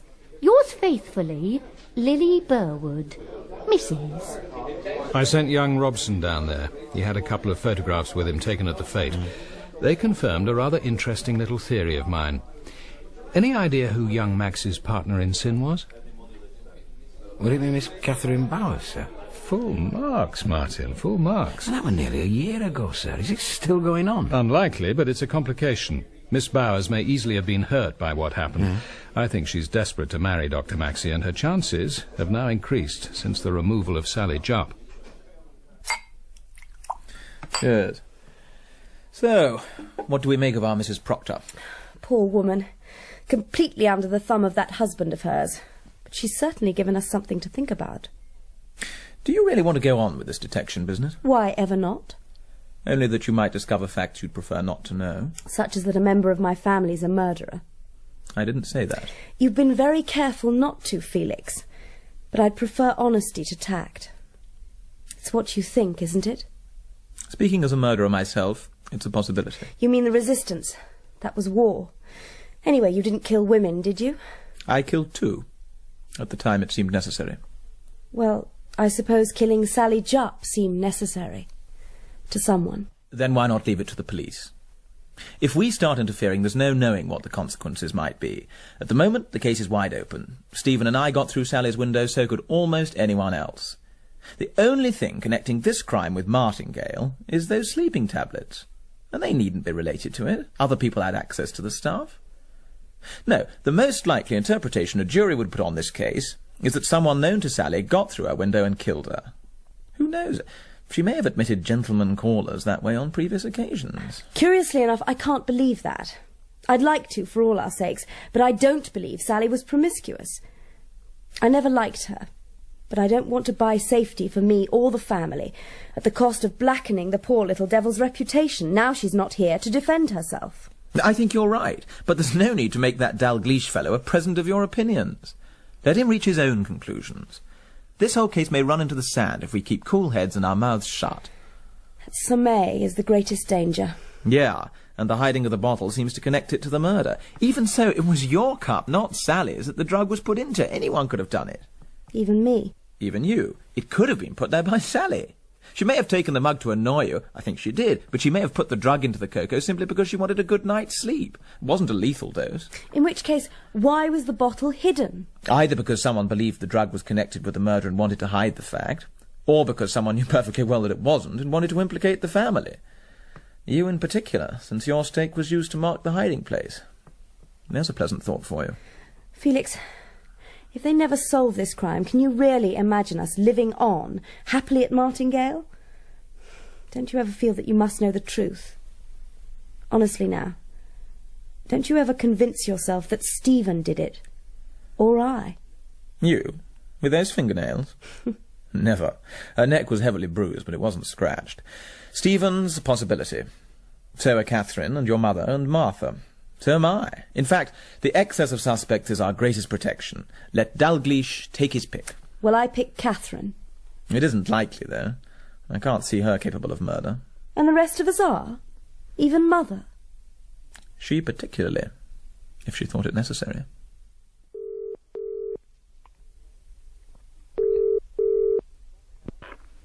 Hello? Is that Mrs. Proctor? Yes. Yes, it is. This is Stephen Maxie speaking. Hello? Are you still there? Yes. Yes, I'm here. Mrs. Proctor, would you rather not talk to me? Shall I speak to your husband? No, there's no need for that. Mr. Proctor doesn't want to talk about Sally. What do you want? It's quite simple, really, Mrs. Proctor. I'd like to know where Sally was working when she became pregnant. Is that all? Yes, that's all. Oh, I don't mind letting you know that, but It'd be best if Mr. Proctor doesn't know you phoned. You won't tell him, will you? I promise. It was the Select Book Club in London she was working for at the time. In the city, Falconer's Yard. You're Stephen Maxie, aren't you? Saw your picture in the Echo.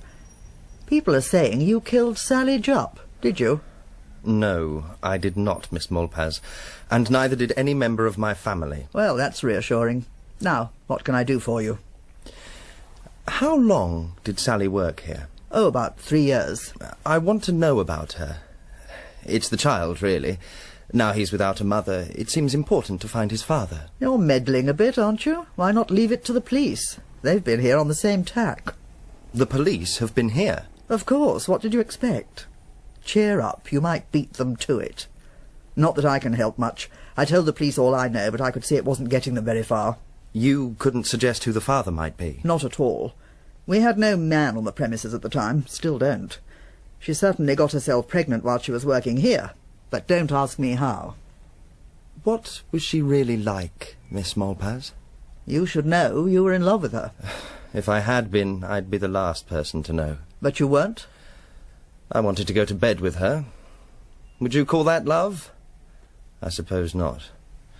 I wouldn't really know, never having felt more than that for any woman. I'd settle for that if I were you. I doubt you'll ever feel much more. Your kind don't. What did I think of her? Let me see. Sally Jupp was pretty, intelligent, ambitious, sly and insecure. Sly? What made you think she was sly? I've got eyes in my head. We're rather a collection of has-beens in this office, let's be honest, shall we? But she was clever, our Sally. Yes, Miss Titley, certainly, Miss Croom. Can I get it for you, Miss Melling? Demure as a nun and respectful as a Victorian parlour-maid. She had the poor fools eating out of her hand. They bought her birthday and Christmas presents, and then they began vying with each other for her favours. In no time she had them in a tizzy of jealousy. It all played havoc with the work. What happened when Sally became pregnant? Nothing. No one knew. She left when she must have been about 4 months. Frankly, it was a relief. So you've no idea who the man was, or where she could have met him? Not at all, except that they met on Saturday mornings. Saturday mornings? Yes, I got that from the police. We don't work on Saturdays, but apparently Sally told her uncle and aunt that we did. She came up to town every Saturday morning as if coming to work. A neat deception. Oh, she was a clever little liar, and see where it got her. Were you surprised to hear of her death? At first. But when I thought about it, I was less surprised. She seemed to be a natural murderee. What did surprise me was the news that she was an unmarried mother. She seemed too careful, too scheming for that kind of trouble. Dr. Maxie? Dr. Maxie? Hello, Collie, what's up? A message for you, Doctor, from a Miss Catherine Bowers. Please ring home. It's urgent. Stephen? Thank God you've rung. Look, can you come home at once? Why? Is it Father? Your father? No, it's Deborah. What's happened? Someone's tried to kill her. Deb, are you all right? What happened? Good afternoon, Dr. Maxie. It's all right, Stephen. I'm okay. Well, what happened? Where's Mother?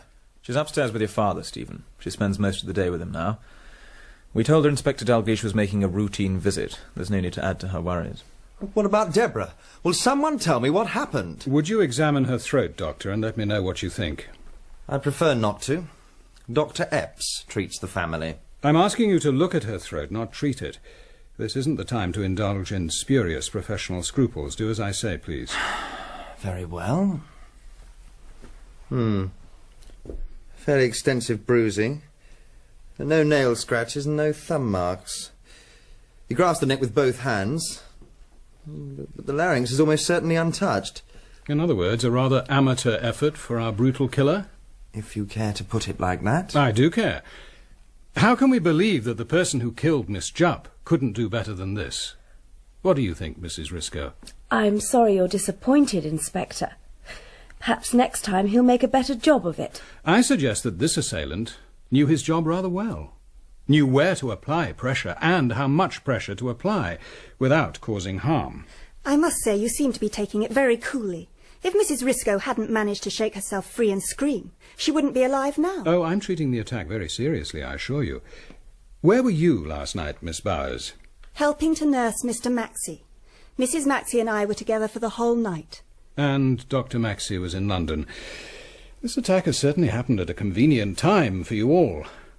Did you see this mysterious strangler, Mrs. Risco? No, I wasn't sleeping very deeply. I think I was having a nightmare. I woke up when I felt the first touch of his hands on my throat. I could feel his breath on my face, but I couldn't see him. When I screamed, he made off through the door. I turned on the light and screamed again for help. I was terrified. Somehow my dream and the attack had merged together. Have you any idea how this person got in? It could have been through one of the drawing-room windows. Mr. Hearne and I went into the garden last night and must have forgotten to lock it. Martha mentioned that she found it open this morning. So it comes to this. You and Mr. Hearne take an evening walk in the garden of a house where there has recently been a murder, and leave a French window open when you come in. In the night, some unspecified man comes to your room, makes an inexpert attempt at strangling you for no apparent motive, and then vanishes. Your throat is so little affected that you are able to scream. You're not suggesting Mrs. Risco tried to strangle herself, I hope? Those bruises can't have been self-inflicted. So who did inflict them? Do you really suppose that a jury wouldn't believe that this is related to the murder? Oh, I don't think a jury will be asked to consider that possibility. I've nearly completed my investigation into Miss Jupp's death. What happened last night has made no difference to my conclusions. I think it's time the matter was settled, and I propose to take a short cut. If Mrs. Maxie has no objection, I want to see you all together in this house at 8 o'clock tonight. Did you want something of me, Inspector? Mrs. Maxie, I should like to see everyone here at 8 o'clock this evening, please. Suddenly I sensed someone behind me in the doorway, and I turned. It was Martha. She stood white and shaking, her mouth opening and shutting soundlessly. The young man behind her stepped past into the room. He was very tall, over 6 feet, and his fair hair, cut short, was bleached by the sun. A rucksack was slung over his shoulder, and I noticed he carried a brand-new airline bag in one hand. He dominated the room with the power of his animal health and virility. It seems I've given your maid a bit of a shock. I'm sorry to butt in like this, but I guess Sally never told you about me. The name's James Ritchie. Sally'll be expecting me. She never told me what sort of job she's got exactly, and I don't want to cause any inconvenience. But I've come to take her away. I'm her husband.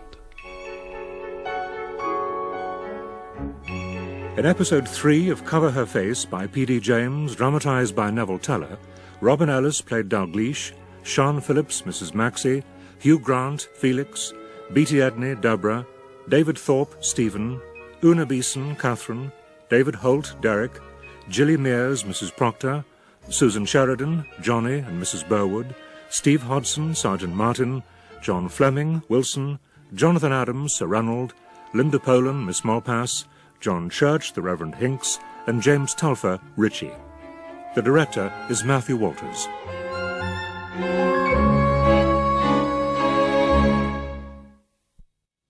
Did you want something of me, Inspector? Mrs. Maxie, I should like to see everyone here at 8 o'clock this evening, please.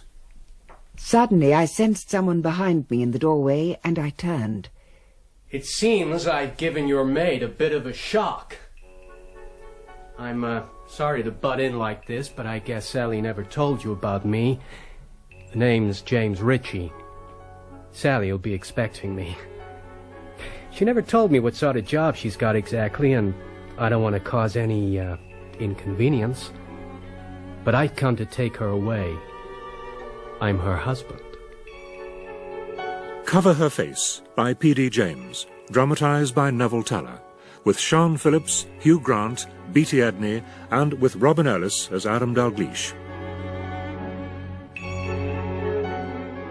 Sitting quietly in that drawing-room in later years, I would often see again in my mind's eye that gangling and confident ghost from the past, and sense again the shocked silence which followed his words. That silence could only have lasted a few seconds, yet in retrospect it seemed as if minutes passed, while we all gazed back at him in incredulous horror. Someone had to speak. It was Deborah. Sally's dead. Didn't they tell you? She's dead and buried. They say one of us killed her. What? What in God's name are you saying? Come with me, Mr. Ritchie. You too, Dr. Maxie, if you don't mind. Explanation somewhere else, I think. The business room, perhaps. But what happened to Sally? For Christ's sakes, tell me what happened. This way, please. Poor devil. I must get back to my husband. Catherine, perhaps you'd come to help. Of course, Mrs. Maxie. I don't suppose Martha will be much use at present. She seems totally unnerved by all this. I think we're all rather shaken. Felix, when Stephen has finished with Inspector Dalgliesh, I think he should come to his father. Deborah should come up too when she's recovered. Perhaps you'd tell her. Yes, of course. How long do you think it'll be? Not long now, I'm afraid. No need to tell the inspector. His plan for tonight can stand. It'll all be over long before 8 o'clock. Yes?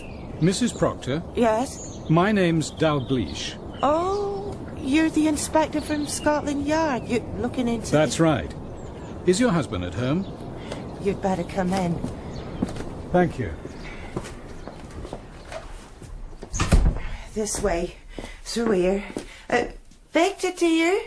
Inspector Dalgliesh is here to see you. Mr. Proctor.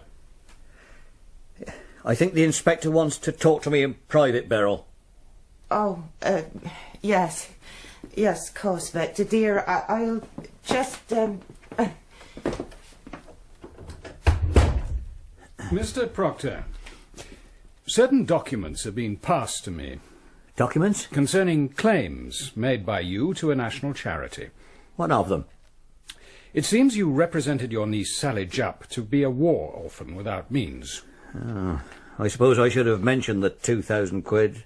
But that was capital. Capital left in trust for her, money that you'd spent. Well, I'd fed her, hadn't I? I had to bring her up. Capital left in trust for her to inherit when she was 21. Did you ever tell Miss Jupp that her father had left her this money? At the time she was only a baby. Afterwards, well, there didn't seem any point. Because by then the trust money had been converted to your own use. I told you. I had to use it to keep her. I was entitled to. We were the trustees, Beryl and me. And she had the nerve to refer to her rights. We fed and clothed her all those years without another penny. Except for the 3 grants from the Help Them Now Association. Mr. Proctor, were you in the grounds of Martingale House last Saturday? I didn't go to the fete. I was out cycling all day. I'd like you to look at these 2 photographs. They were taken on Saturday afternoon at Martingale. So what? Only some kids? Oh, it's not the children who interest me, Mr. Proctor. It's that figure there, see? In the background. Not much doubt, is there, Mr. Proctor? Oh, all right. I better tell you. I was there. Sherry, anyone? Actually, Felix, could you pour me a large whiskey? I've had about as much as I can stand today. Not quite, I'm afraid, Deb.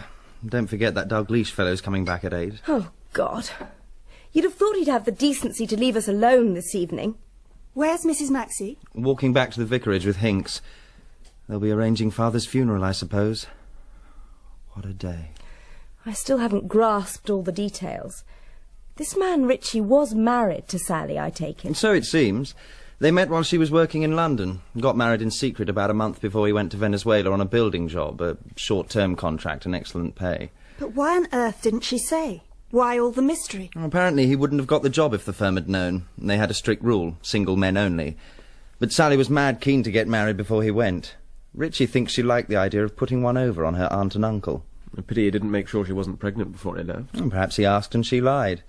I didn't inquire. None of my business. Here was a chap who'd returned home to find that his wife had been murdered in this house, leaving a child he never even knew existed. I don't want a half hour like that again. Well, this explains a lot, of course. Sally's chat with the vicar on Thursday, for instance. What she must have said was that Jimmy was about to have a father. Hinks assumed she was talking about getting married. We all did. But she was engaged to you, Stephen. She accepted you. No. I asked her to marry me. She never said she would. And that's all she came out with last Saturday, remember? Well, madam, I wonder if a maid's uniform would be entirely appropriate for the girl your son's just asked to marry him. Sally adored a mystery, and this was one at my expense. No, she was in love with Richie, all right. He showed us her letters. No doubt about it. He was pathetically anxious to let me know how much in love they were. None of this would have happened if Sally had told the truth about her marriage. It's asking for trouble to pretend about a thing like that. How did Richie get in touch with her? Through Derek Pullen. He sent his letters enclosed in an envelope addressed to Pullen, and he handed them over to Sally at pre-arranged meetings. She never told him they were from her husband. I don't know what story she concocted, but it must have been a good one. He was pledged to secrecy. Sally knew how to choose her dupes. She liked amusing herself with people, but they can be dangerous playthings. Obviously, one of her dupes thought the joke had gone far enough. Wasn't you by any chance, Maxie? You always were an offensive bastard. Ah, an inspector calls. Now is the hour. Or almost. He's a few minutes early. Inspector Dalgliesh had hinted that his investigation was nearly over. It seemed essential to me that we heard his conclusions, and I wanted nothing to stand in the way of the meeting he had asked for. Good evening, ladies and gentlemen. Sergeant Martin and I are very grateful to you for agreeing to meet us. Did we have much choice? You're under no constraint, Mrs. Risco. I thought you might want to know how far we've got with the investigation. Of course we want to know. Have you reached any conclusions? That's the main thing. Yes, Dr. Maxie, I have reached certain conclusions. Well? Before I disclose them, we'd like to share some of the thinking that led us to reach them. I'm afraid this is a journey we're not going to enjoy. Bear with me, Mr. Hearne. Are you all right, Mrs. Maxie? Would you like a glass of water? Thank you, Catherine. I think I would. It's been a long day. Allow me, Mrs. Maxie. Oh, thank you, Sergeant. There was nothing straightforward about Sally Jupp's death. The evidence pointed in two different directions from the start. She'd been strangled suddenly and with considerable force, and by someone using their bare hands. All this suggested a crime committed on impulse. But then, what about the drugged cocoa? That took planning and a good deal of premeditation. Perhaps two people tried to kill her. Separately and on the same night? No. That stretches credulity to the limit. I dismissed that idea almost at once. We weren't the only ones to hate her. What about Miss Liddell? It's all over the village that Sally had found something out about her and was threatening to tell. I can hardly see poor old Liddell climbing up stack pipes or sneaking in at the back door. You can't seriously imagine that she'd set out to kill Sally with her bare hands. She might, if she knew that Sally was drugged. How could she know? She was leaving the house with Dr. Epps as Sally took the cup of cocoa up to bed, and don't forget, it was my cup she took. The sommeil must have been put in later. It couldn't have been. She went straight to her room. What chance was there? It doesn't make sense. None of it makes sense if the drugging and the strangling are connected. You have another explanation? Suppose this drugging wasn't an isolated incident. Suppose someone had been doping Sally's evening drink regularly. Someone who knew that she was the only one to drink cocoa, so the tablets could safely be put into the cocoa powder. But why? Let's assume someone in the house had suffered more from Sally than anyone realized. Someone who wanted to discredit her with Mrs. Maxie, to complain if she consistently overslept. Martha? Martha? Of course. She could always get at those sleeping tablets.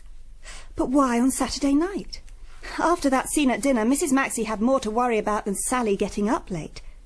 And why did Martha hide the bottle under Deborah's name peg? I thought she was devoted to the family. So did the family. Why did she leave the drugged cocoa powder for Sally that night? Quite simply because she didn't know about the proposed engagement. She wasn't in the dining room at the time, and no one told her. But as soon as Sally's body was found, she was in a blind panic. She thought she'd killed Sally with the drug. She ran to Mr. Maxie's room, took the sommeil and hid it. Dear heaven, it can't be. She's dead. Oh, my God! Oh, my God! Oh. While the rest of you stood around the bed, Martha's one thought was to hide the bottle. She ran to the garden with it, hid it in the first soft earth she found, and hastily marked it with the nearest peg. It happened to be yours, Mrs. Risco.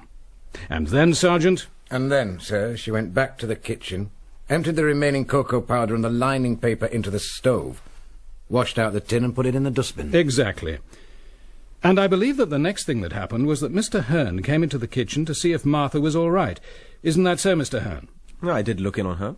She seemed stunned and kept repeating that Sally must have killed herself. I pointed out that that was anatomically impossible, and that seemed to upset her more. She burst out sobbing. Relief, I suspect. I doubt if Martha actually admitted she'd been drugging Sally. She didn't. Not to me. That doesn't mean you didn't guess. I suspect you coached her in what to say to the police. In fact, you've been quite ready throughout this case, Mr. Hearne, to allow the police to be misled. Towards the end, you went a step further and actually faked an attack on Mrs. Risco. That was my idea, Inspector. I made him do it. I may have guessed about Martha, but she didn't tell me, and I didn't ask. It wasn't my affair. No, it wasn't your affair. That's been the attitude of you all throughout, hasn't it? Don't let's pry into each other's affairs. If we must have a murder, let it be handled with taste. Even your efforts to hamper the police would have been more effective if you'd bothered to talk to each other. That fake attack while Dr. Maxie was safely in London, it was a pretty poor effort at shielding him. But it wouldn't have been necessary at all if Dr. Maxie had told you that he had an alibi for the time of Sally's death. And young Derek Pullen, sir. Exactly, Sergeant. He needn't have tortured himself wondering if he ought to shield you, Dr. Maxie. If you'd bothered to explain to him what you were doing with a ladder in the garden on Saturday night. I suppose there's no objection to us knowing what you were doing with the ladder? Of course not. I was bringing it back from outside Bocock's cottage. We'd used it during the afternoon. One of the balloons had got caught up in his elm. I didn't want to leave the ladder there. The old boy would have carried it back next day by himself, and it's too much for him at his age. I wasn't to know I'd find Pullen lurking about in the old stables. Out he steps from the shadows like an avenging fury and accuses me of exercising some kind of droit de seigneur with Sally. I told him to mind his own business, and he lunged at me. I'd had about as much as I could stand, so I struck out and knocked off his glasses. All pretty vulgar and stupid. And as soon as he heard of the murder, I suppose he put two and two together and assumed you'd use the ladder to climb up to Sally's room and kill her. It's a pity you didn't tell us about all this earlier, Stephen. That poor boy could have been spared a great deal of worry. Dr. Maxie had his reasons for keeping quiet. He was trying to protect the family, weren't you, Dr. Maxie? You wanted the police to think there'd been a ladder within easy reach of Sally's window all evening, and you didn't want us to know that the ladder hadn't been returned before 12:20. That's why you lied about the time you got to bed, isn't it? If Sally was killed at midnight by someone under this roof, you wanted as many suspects as possible. Something like that. You've already eliminated two of them, Dr. Maxie, to add to Mrs. Baldytuft. Yourself and Mr. Pullen. So it wasn't Pullen? How could it have been? He certainly hadn't killed her when he spoke to me, and he was in no condition to do so afterwards. And she was already dead by the time you arrived at Martingale from Bocock's cottage. So it wasn't you. How do you know she was dead then? All anyone really knows is that she was alive at 10:30 and dead by the morning. Not really. There's the forensic evidence. And two people can put the time of death much closer than that. One is the murderer. But there's someone else. Come in. Oh, it's you, Martha. Yes? Mr. Proctor's here, madam, for the inspector. Now, look here, Inspector. I've got to have protection. Protection? Who from? That Richie fellow, of course, Sally's husband. He's been round my home threatening me. Drunk, if you ask me. It's not my fault if she got herself murdered, and I told him so. I won't have him upsetting my wife. My daughter was there too. All that shouting is not nice in front of a child. I had nothing to do with this murder, as you very well know, and I want protection. I remember you. You were in this house on the day of the murder. Hey, you! What are you doing in here? Me? Do you mean me? Yes. This is a private house. Sorry, I was looking for the toilet. The lavatory's in the garden. It's very well signposted. Ah, yes, of course. I'm sorry. You'd better come and join the prayer meeting, Mr. Proctor. I assume you're interested in hearing who killed your niece? Don't be a fool, Stephen. Keep him out of it. So I'm not to stay? You'd like to pin it on me, wouldn't you? All of you. Don't think I don't know. If she'd been poisoned or knocked on the head, I'd have been in Queer Street all right. But one thing you can't pin on me is a strangling. And here's why. The scrawny, red-faced little man raised his gloved right hand in a curiously triumphant gesture. We stared in a sort of fascinated horror as he peeled off the glove. Did you lose your hand in an accident, Mr. Proctor? In the bombing. They can do wonders with artificial limbs these days. This hand lets Mr. Proctor lead an almost normal life. But one thing he certainly can't do with it is strangle someone. He could be left-handed. He could, Miss Bowers, but he isn't. And it was quite clear that Sally was killed by a strong, right-handed grip. It was Mr. Proctor's hand which young Johnny Wilcox saw closing the trap-door in the stable. Then they left. Sally opened the trap-door and went down first, and the man went after her. When I looked out, the trapdoor was just coming down. It must have been the man doing it, 'cause Sally had already gone down the ladder. But all I saw was a hand in a brown glove. Who else would be wearing leather gloves on a hot summer day? You were quite right, Mrs. Risco. Mr. Proctor was in Martingale that afternoon. What if I was? Sally asked me to come. She was my niece, wasn't she? Oh, come now, Proctor. You aren't going to tell us this was a social call. How much was she asking? £40, that's what she was after. I'm much good at a doer now. She wanted the money because her husband was coming home, and she intended to get it by threatening to expose her uncle to his employers. Expose what? None of your business. You might have dared her to do her worst, I suspect, Mr. Proctor, if she hadn't used one particular phrase. She talked about her rights. What she meant exactly, or what she suspected, we'll never know. But for reasons we needn't discuss here, the remark made you rather uncomfortable, Mr. Proctor. Isn't that so? And she saw it. Oh, she was sharp, all right. I agreed to give her the money. She had it all worked out. I was to get the cash and bring it to her that night. She made me follow her into the house and up to her room. That's when I met you, Mrs. Risco, on my way back down the stairs. She'd shown me the back door and said she'd open it for me at midnight. I was to stay in the trees at the back of the lawn until she switched her light on and off. That was to be the signal. She was pulling your strings for the fun of watching you dance. Poor Sally. She had to have drama, even if it killed her. And it did, in the end. If she hadn't played with people, she'd be alive today. There was a kind of madness about her that day. I suppose it could have been her kind of happiness. Please tell us what happened. I think the killer went up to Miss Jupp's room, desperate to find out the girl's intentions. Perhaps there was an idea of arranging a deal of some sort. Anyway, the visitor knocked and was let in. It was someone, you see, from whom Sally feared nothing. She would be in bed. She must have been sleepy, but she hadn't taken much of the cocoa and she wasn't drugged, only too tired to be bothered with rational argument. You can't know what was said. We can guess. Sally was in love with her husband, looking forward to his return. But she adored secrets, the feeling of power they gave her. After all, this particular secret had given her a free home for 7 months. Remember, St. Mary's Refuge is for unmarried mothers. I think she enjoyed herself there. I bet she did. I can just imagine her relishing the thought of Miss Liddell's face when she learned the truth. But why didn't she tell you, Stephen? She'd have saved everyone a great deal of trouble. She'd have saved her own life. But was it in her character to tell? Her husband would soon be here.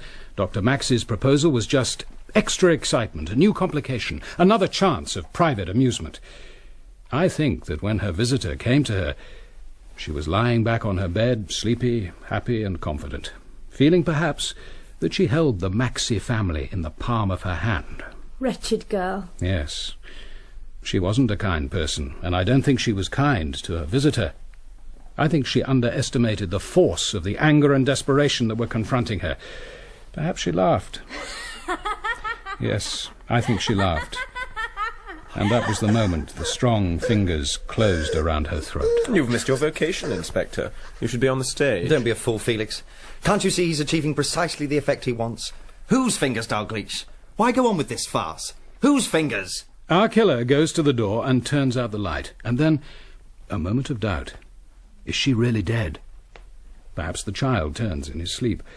Whatever the reason, the light is switched on again for a moment. On, then off. Out there, under the trees, you, Mr. Proctor, see the awaited signal. You make your way towards the back door. Yeah, it was open, just as she said. I switched on my torch and went up to her room. She'd shown me the way that afternoon. Her door was shut. There was no light showing. That struck me as odd.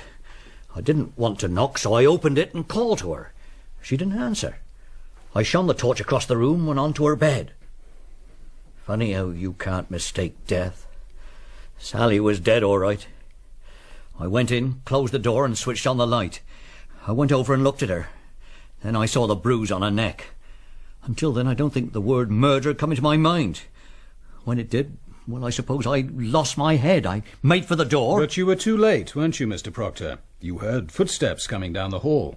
Do you mean that when I knocked at Sally's door... It was you, was it? I just managed to pull the bolt when you knocked and called her. You went away after a bit, but I wasn't going to wait to see what happened. I switched off the light. And you got out of the side window. That's right, isn't it, Mr. Proctor? Down the stack pipe. Only you fell. Oh, just the last few feet. I turned my ankle, though I didn't feel it at the time. I ran to where I'd hidden the bike and began to pedal home. Then I realised that I had to have an alibi. When I got to Finchworthy, I staged my accident. It wasn't difficult. I drove the cycle hard against a wall until the front wheel buckled. Then I slashed the tyres. I didn't need to worry about myself. I looked the part all right. My ankle was swelling by now, and I felt sick. You must have got home well after 1 o'clock on Sunday morning. About 1:15 it was. Yet Mrs. Proctor told us it was midnight. At 11:30 I'd gone to bed. I must have slept a little, but I got up when I heard him. It was midnight already. His face looked awful, streaked with blood, and he was shaking all over. I made him a cup of tea while he had a bath. It must have been 12:30 before we were in bed. He's still shaken up by it even now. Does that mean Mrs. Proctor... No, she wasn't in on it. She knows nothing about it. I'd already worked out that I had to get in without disturbing her and alter the 2 downstairs clocks.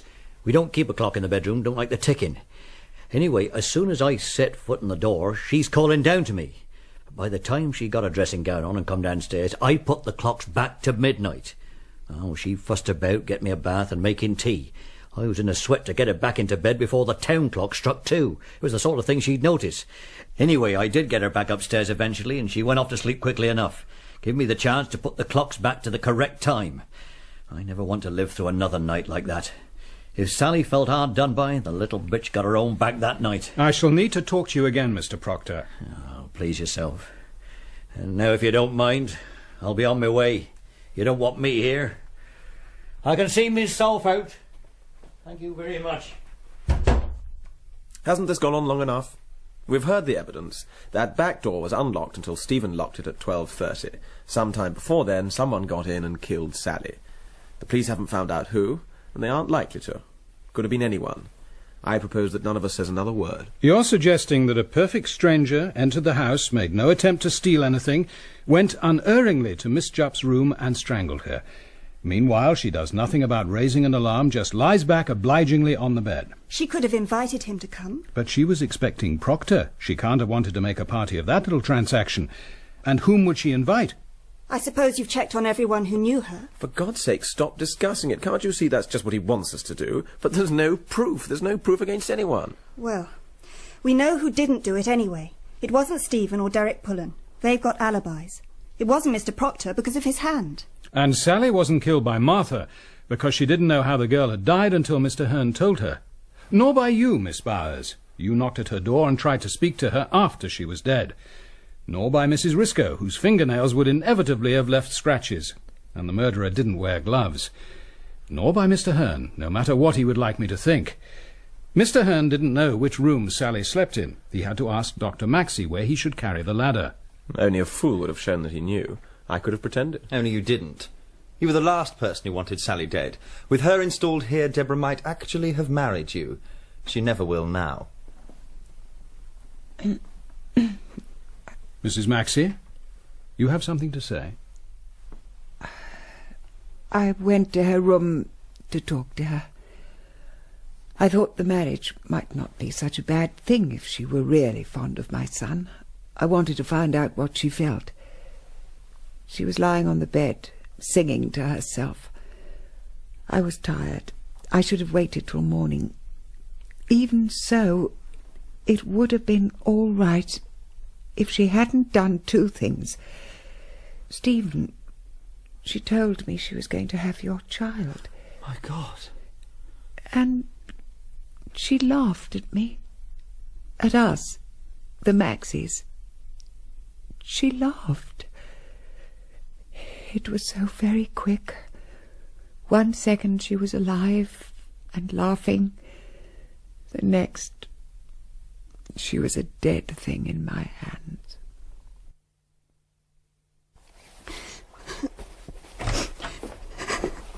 What are you doing?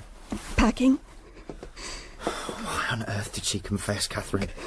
Felix was right. They'd never have proved it if she'd kept quiet. Oh, you don't know her very well, do you? She was only waiting for your father to die. Oh, they'll have to reduce the charge. It wasn't premeditated after all. But they'll send her to prison either way. Oh, Cathy, I can't bear it. You can't bear it. You don't have to. She does. And it's you who put her there. I don't know what you feel about me now, Stephen, but it doesn't matter anyway. I was in love with you once, but not anymore.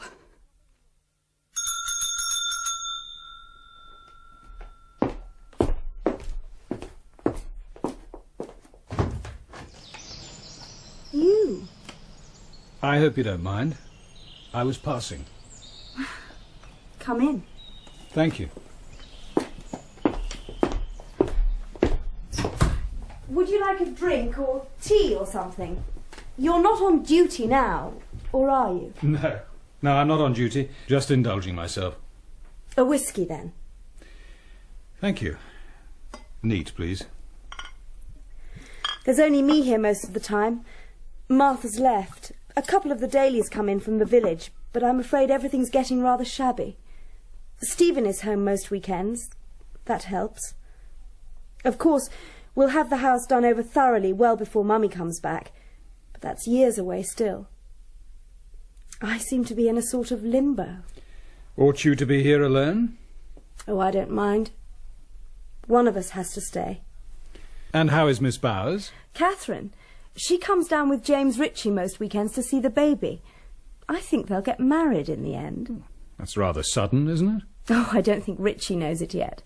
But she loves the child and cares about him. And the others? Felix Hearne is in Canada. Is he? Yes. I don't think he's coming back. May I? What? Come back? If you like. Would you like? Do you know? I rather think I would.